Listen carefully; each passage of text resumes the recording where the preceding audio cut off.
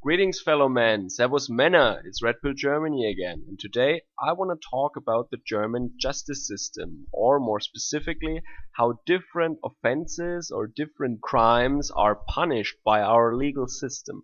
Now, I first will give you a couple of examples for crimes and punishment in Germany, and then I will come to a conclusion in the end, which should serve as a warning for our friends overseas in the US. So first, some examples where the government and where the courts are actually really strict. As you all probably know from a recent video I made, we have a radio tax, just like the British with the BBC in Germany. That means most of our media is belonging to the state, and no matter if you have a TV or a radio or if you watch it at all, every household has to pay a monthly fee. And there were some people recently who just didn't have enough money or thought it is an injustice, and they decided not to pay this fee. And they were actually put to jail. They were doing jail time until they pay that fee. So if you don't pay a government fee for broadcasting that you do not like, that you do not want to see, the government comes with cops with guns and drags you off to jail. Okay, another example. So recently there were a lot of cases where people who avoid paying taxes were actually identified based on some leaked data of banks' customers, and the government were purchasing these hacked CDs, and then a lot of people were prosecuted for tax evasion. And because people were afraid of that, a lot of people actually declared themselves to the authorities and thought that they would get away with lesser punishment, basically. And in the prominent case of Uli Hoeneß, this didn't really work. So this guy, like everyone else who was rich in the 70s, had an account in Switzerland. So this guy has a sausage factory, actually. So he's a very successful businessman, and he pays a lot of taxes in Germany. And with the profit of that company, he actually invested in Switzerland. And the earnings he made from these transactions, from this speculation in mostly currency business, he did not tax, of course, in Germany. It was a secret. So I'm not going to say that this was correct what he did. He did avoid paying taxes in Germany, which is not okay, but he didn't kill anyone, right? So bear in mind, this guy paid a shitload of taxes in Germany, and he was sentenced to 3 years in jail. So he was doing jail time instead of just fining him or make him pay the tax that he owed to the government and a fine on top of that for doing something wrong. He was put to jail. So you can see that the German government is really harsh on people who don't pay their taxes or who don't want to pay the fees that the government wants. So one could almost say that the German government is taking it very seriously if you don't want to feed it. And now let's look at another category of crimes, of offenses, where not the German government is the victim from being denied its pound of flesh, but where actually the taxpayers are victims because they end up disabled or in a wheelchair or in a coma or dead. And let's see what the punishment is here. So there are thousands of cases every month all over Germany, but I just picked a few. So you get full police reports on these, and it's in the media, so this is very well documented. So there is a case of a guy who comes up to a German worker and asks him for 20 cents. The German worker says, "Sorry man, I don't have any change at the moment." The result is the German gets hit in the face without any warning, and he dies from that punch, basically. So the guy who punched this German had a very foreign sounding first name. He was called Onur. I don't know where that is from, maybe Turkey, I have no idea.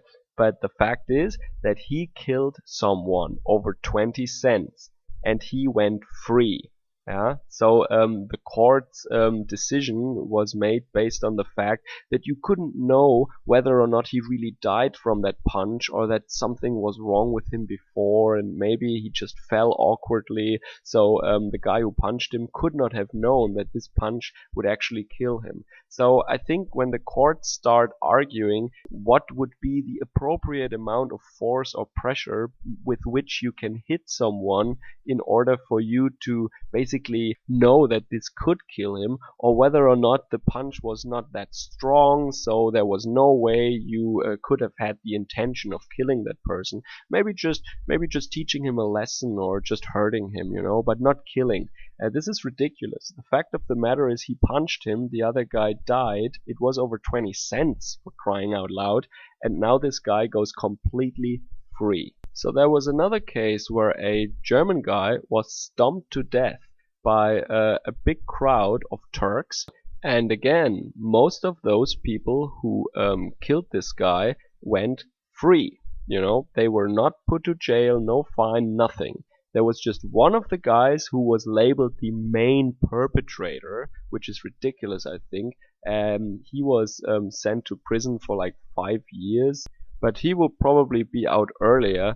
And I mean, he violently killed somebody because he was German. So it's kind of a hate crime. So this is a case that happens a lot in Germany. One single German guy is surrounded by a big group of foreigners and they kick and beat him. Then they throw him to the ground and they really jump on him with both feet on his skull and on his chest until he's dead. Yeah, I don't know how you can get away with that because this is clearly intent to kill. What do you think? I mean, with full force and with both boots, you jump on the face, on the skull, on the chest of someone repeatedly until they're a bloody pulp. That is intent to kill. But no sentence. And just one of the guys was sentenced just 5 years. He will be out in 2 for sure, or 3. That is the same sentence that someone got for some tax evasion, basically. But they killed someone. So what can we make out of that? And there are many, many more examples, and I could make another video really focusing on this kind of crime that's committed against German men. But now I just wanted to put out these few examples, but this is really happening all over the country all the time. These are not isolated cases. This is a wave of crimes like these that is just rushing over Germany right now. So what can we make out of that? We have a state, we have a government, we have a police force, we have a justice system that is going really after people who don't want to pay taxes or fees, puts those people in jail, educate and warn the masses by disciplining a few, making an example out of them. And on the other hand, we have foreigners who come to our country who murder Germans and get away with it, or they get probation or very, very short prison sentences that are basically a joke to them. And I know some policemen in private in my circle of friends, and they're really frustrated because if they really manage to get the perpetrator, to get the killer, they see them walk free after just 1 hour, and that really destroys the morale of the police force when they see that the courts will just let them go again based on some made up bullshit reason. So as the situation presents itself to me, I would say that the state turned the police force into a repo man organization, a tax collectors force. They are no longer protecting the tax-paying citizens, they are no longer protecting the people from crime, but they are a tax collection force. They are just like in the story of Robin Hood, where the king needed money and he was taxing the people to a point where the people needed to decide, do I feed my children and get them over the winter, or do I pay the king's taxes? And as many of them preferred to feed their children, the police, the sheriff of Nottingham, it's a policeman, right, was used against the citizens in order to collect the taxes. And I think the same thing happens here in Germany and maybe in other Western countries too. I don't know about that, but in Germany it's very clear that the police is used to spy on the people, to bully the people, and to collect taxes and not to protect the people. The police is not used against criminals, it is used against citizens who don't want to pay their taxes. But violent criminals are going free and they are really not targeted by the police, and the police selectively targets ordinary law-abiding citizens instead. So this is one of the characteristics of an authoritative dictatorship actually. This is not a democracy, this is a dictatorship. I would say at least this is a very strong indication that something is not right in our so-called democracy here in Germany. And maybe you see this in your country too, and let me know in the comments below if that thing is going on in your country also. And I don't think it is like that in America already, because you guys have your constitution still and you can actually elect your sheriff, and I think this is also a big deal.